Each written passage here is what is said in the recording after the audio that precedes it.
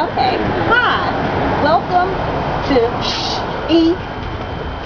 We are bringing you our, is it the second blog, guys? This is our second blog. This is our second blog, coming to you from Hot Springs, Arkansas. I'm Classy K. I'm Louis Josh. And I am Diversified. And I hope y'all can hear us because we're outside and there's traffic going, passing back and forth, so just bear with us. Yeah, okay. So what are we discussing today? You know, today is your start out day. Oh, man. I'm going to talk about bad kids. Because I got some bad kids myself. And I need a little advice from you YouTube viewers on this.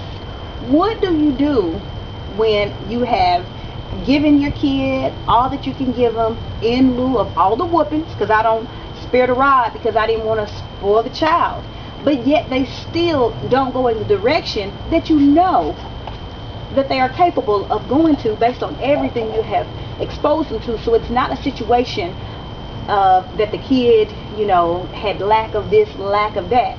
So I need a little help with this issue. So when you guys see this blog, you know, hit Classy K back, let me know what your opinion is or what you think that could help me with this issue that I'm dealing with my kids. My son is just wilding out of control, and I really don't know what to do. Like I said, he gets the spanking, he gets grounded, he even get beat, but I don't know what else to do. So when you hit us back, let me know. So guys, what y'all think about this tax situation that's going on? You know, we're supposed to get these little checks, money that really ain't ours. Exactly. The taxes and everything have gone up. Well, basically, my outlook on that is, if we're in such like a bad recession, as they said we are, where is this money coming from?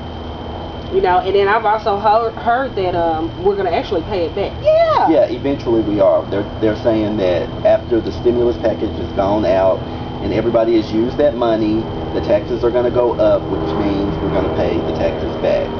But back to Classy K and these kids. I don't have any kids personally, but my thing is, I think that society is just putting that this, you know, this stereotype out there. You know, I'm taking it back to TV. It has a lot to do with TV. These videos, these shows, these video games that these kids are watching. It gives them that mentality to think that they are in control.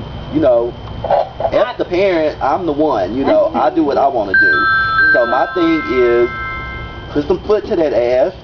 Keep putting foot to that ass. I will. And you know, let them know who's the adult. Yeah, I'm most definitely not my kid's friend, but I'm a mother first.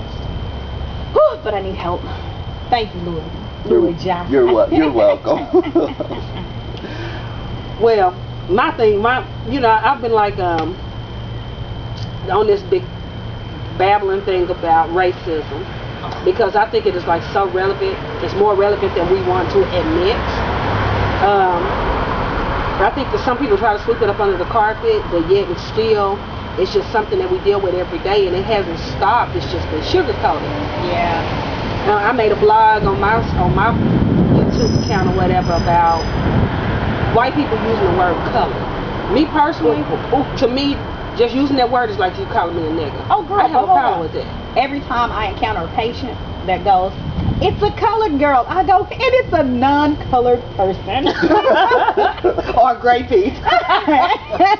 Personally, I mean, and people look at me when I say this and think I'm stupid, but I've not just faced racism, you know, in the face like some other people, you know, and like Diversify said, it is sugar-coated a lot of times, but at the same time, I feel like black people have made leaps and bounds, you know, so I feel like the way that we handle, you know, when we are confronted with racism, the way we handle it shows that, you know, actually we have gone leaps and bounds. You know, it's no longer, you know, we don't have to get rowdy and, you know, want to fight and all that, because we are secure in who we are as black people. You know, we have a longer way to go, but at the same time, I think we know who we are, we know our background, we know what our ancestors, we stand on the shoulders of our ancestors, so a lot of us need to be proud of that. Yeah, I thank God every day that I was placed in the family that I'm placed in, because we were exposed to so many different things, and that, you know, I kind of look at it as if we're culturally grounded in a sense. Exactly. And, you know, I just thank God every day we for really that. are. We really are. I have another topic, and I know politics and religion. Lord. They claim they don't mix, but to me they one and the same with the way the world is ran. Church and state. Yep. And I have a neighbor. Ooh, Lord. She's a Seventh-day Adventist. Don't get me wrong. All you Seventh-day Adventists that might be watching this, I have no issue whatsoever with your religion or the choices that you make. But I have an issue when people push a religion up on me and push me to believe what they believe, because I feel like, you know, I have a relationship with God, so therefore me and God's relationship, he knows me better than anybody. Exactly. So I don't feel like, because I'm not worshiping when you feel like you should be worshiping, or worshiping how you feel like you should worship, or have the same beliefs as you believe, that, you know, I'm gonna go to hell basically, you know. And but I have a neighbor, she's like real pushy with that, and I have a problem with that. But I mean, what is your take on religion? Yeah, I think that regardless, you know, the fact that you believe in a higher being is a plus. You know, you need to pick that Bible up, read it, understand it for yourself is a must. And you know, you can't tell me that God is gonna just save just this particular person or that particular religion. No, I think it's an individual thing, because some people can be brought up and only exposed to certain things, just like the thing in Texas, that polygamist. The polygamist. Yeah. I mean, in the end, if that was all that they knew and they were raised that way, I think that they'll be judged in a whole nother manner, because that was all they knew.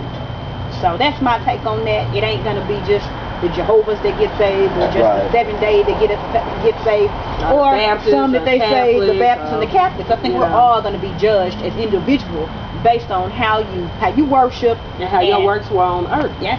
Well, the way I maneuver through the religious conflicts, you know, in our society or whatever, I'm Catholic, and Father Benedict, if you're watching YouTube, thank you for coming to the United States. We love you.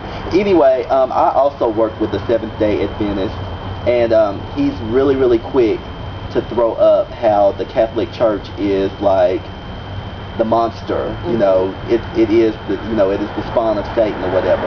What people have to realize is that Catholic, Seventh-day Adventists, Methodists, Baptists, those are all man-made given names.